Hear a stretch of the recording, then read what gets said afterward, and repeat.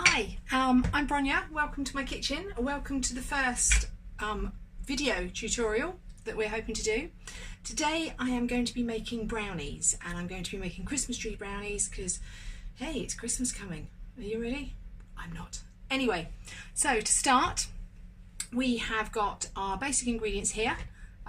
So I'll go through them as we go through the recipe, just so you know what we're doing, but this is all of them laid out. We're going to start by greasing our tin.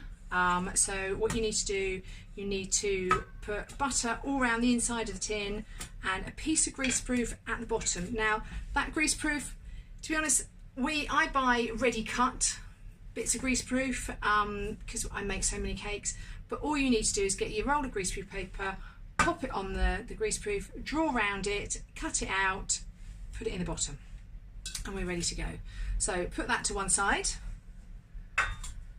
Then we're going to get on to the ingredients. So your first thing you need to do, in this bowl here we have 150 grams of dark chocolate. Doesn't have to be fancy schmancy chocolate, just regular old chocolate. It really doesn't matter. And some butter. You need 130 grams of butter. This is actually baking spread. If it's good enough for Mary Berry, it's good enough for me. So 130 grams baking spread, 150 grams of dark chocolate, basic dark chocolate. So what we're going to do with this, we are literally just going to pop it in the microwave. We're going to melt down all the butter and the chocolate together, just so we have a complete mix. Now what we'll do is we'll start by putting it in the microwave on a minute, and then check it, because chocolate burns really easily, and there's nothing worse than the smell of burning chocolate, believe me. So we'll put it on for a minute, and then we'll take it out and we'll do it in 20-second bursts, just to make sure that everything, that it's not burning really. That's all we need. So we need it just to melt down together and to be a nice smooth silky mixture. So off I go.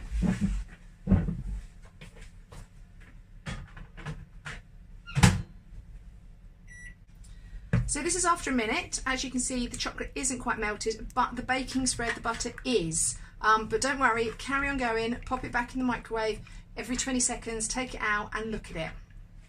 So this is actually taking me about 2 minutes in my microwave. So every 20 seconds, take it out, stir it round, make sure you've got no more lumps of chocolate. Now, you know, wouldn't you just want to bury your face in that right now? Seriously.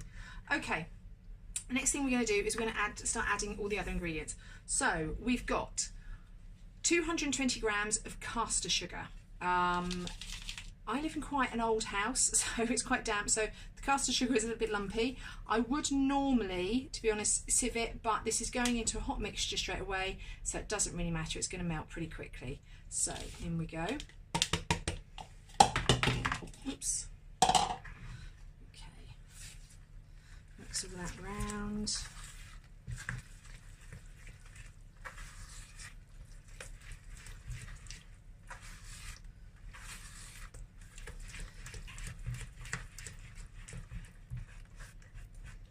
Get rid of all those lumps. I do keep everything in airtight containers, but this was a new packet that was opened, so that's obviously why. Right, so then plain flour. I always only use plain flour. I don't ever use self-raising. You don't know how long the raising agent's been sat around before they put it in, so I always use plain. This particular recipe, you don't need a lot of raising agent. It's really minimal. So this is 130 grams of plain flour. It's going in, and in with that we've got baking powder, so just half a teaspoon. Make sure it's a nice level teaspoon. That can go in. And then next, just a pinch of salt. Okay, so just a tiny little pinch of salt, because chocolate is always better with salt. It really brings out the flavour of chocolate, sorry. So mix that all together.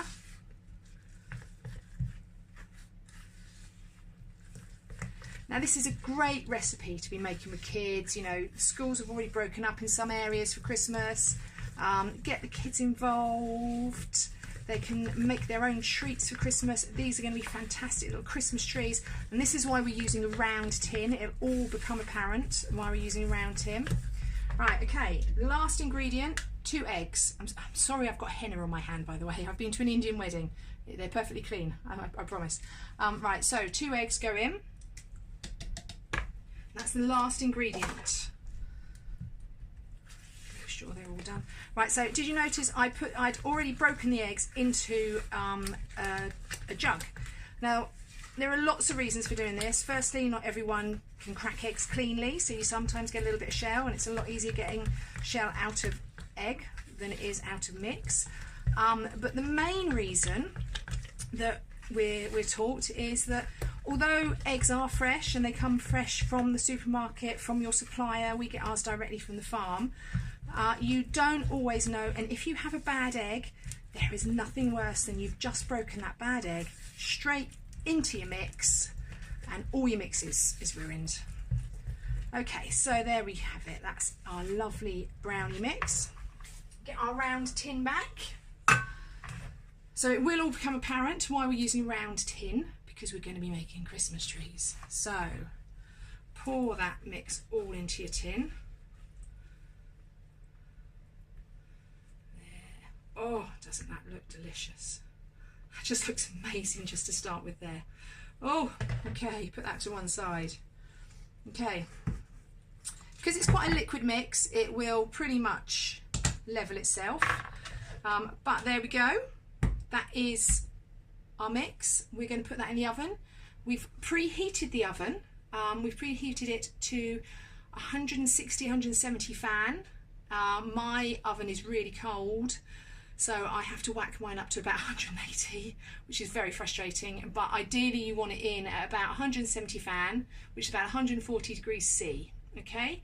And you're going to bake that for 30 to 35 minutes, because it's quite a deep mix, but you still want it a bit squidgy inside, because after all, they are brownies. So I will see you when they come back out of the oven.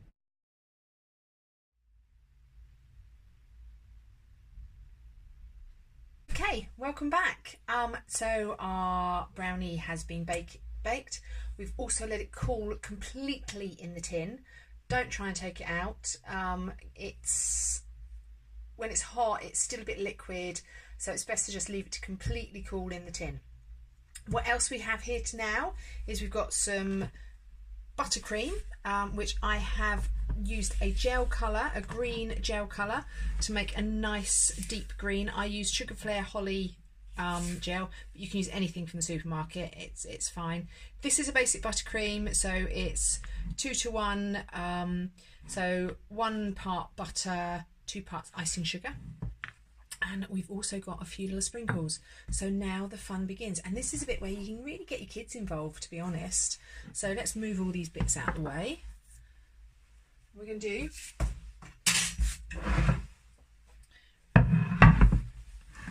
so we need to turn our brownie out so it's completely cooled.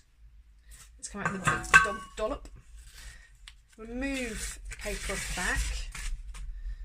Hopefully yours will come off a little bit easier than mine is coming off. Mine's come off in bits. Okay, turn it over, and then with a sharp knife I'm going to cut it straight down the middle in half. That's the first cut. Now you could make quarters, but to be honest they're not going to be very big, so we're going to cut it into 6. Let's see if I can do this very well. So you can always tell when a brownie is gooey inside because it cracks as you do it. So there we go. Oh, it's not very even, but someone's going to end up with a big one. Someone is going to end up with a small piece. Oh yeah, look at that. Never mind, hey. Now look how gooey inside that brownie is, and brownies just mature. They get better and better and better. So if you leave these for a few days, yeah, I know. But if you leave them for a few days, the flavour really develops nicely. So yeah, that's good. That's good. Right, let's move all these out of the way. Move that out of the way. Now what we've got here, I've got a piping bag. I've just got a disposable piping bag, nothing fancy.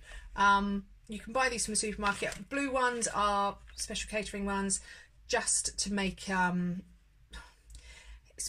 blue can be seen in the food better, but you can get clear ones just from the supermarket.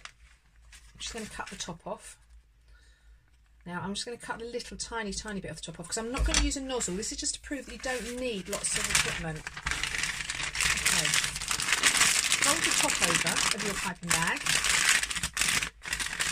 and I'm going to pop it in this glass, just like that. And the reason I do that is just to give it a bit of stability. And the reason it's folded top over is that if you fold it over and you get all the stuff around the top, it's not the top, it's halfway down. So we're going to pop our buttercream into our piping bag.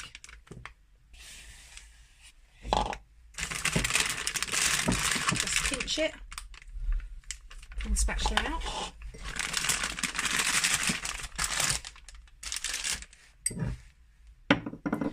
And squeeze everything down in the bag and twist the top. Right, what you're going to do is you're going to hold it like this, and then as you squeeze, so you'll squeeze, you see I'm squeezing and it's coming out. So let's do one bit at a time. So it's a big bit. So squeeze your bag and you're just going to make the lovely, look at that. So lovely Christmas tree effect. I'm going to get some sprinkles. Sprinkle it all along there. Now this is where you can really get kids involved. Really get them involved. Buy them some Smarties, some Skittles. Just make it really pretty. Get them to stick it. You don't even need to put it in a piping bag, to be honest, the buttercream. Smear it all over. Right, that's one. Next one.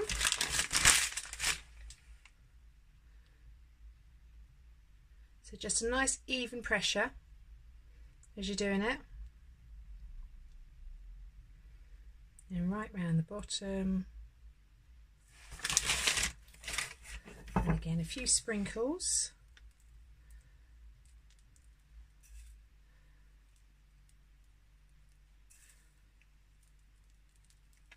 There we go. And how pretty do they look? Now what you can do, you can also make them into like lollipops. These are quite thick and heavy, but you can make them into lollipops. Just get some straws, cut the straws off and just stick the straws in the bottom. Or if you've got some lollipop sticks, put some lollipops in. But to be honest, you know what? It doesn't need it, because you're just going to pick it up and have a big bite. It's delicious. What can I say? Oh, I'm going to get on talking with my mouth full. I'm going to get on and do the rest. Get them all looking really lovely. Thank you very much for watching our first tutorial. Sorry, I'm finishing with my mouth full. Gone. Thank you for watching our first tutorial. I hope to do more, and I hope they get better. This has been a learning curve for me, but I hope you've learnt something, and that is to make Christmas brownie Christmas trees. Thank you very much.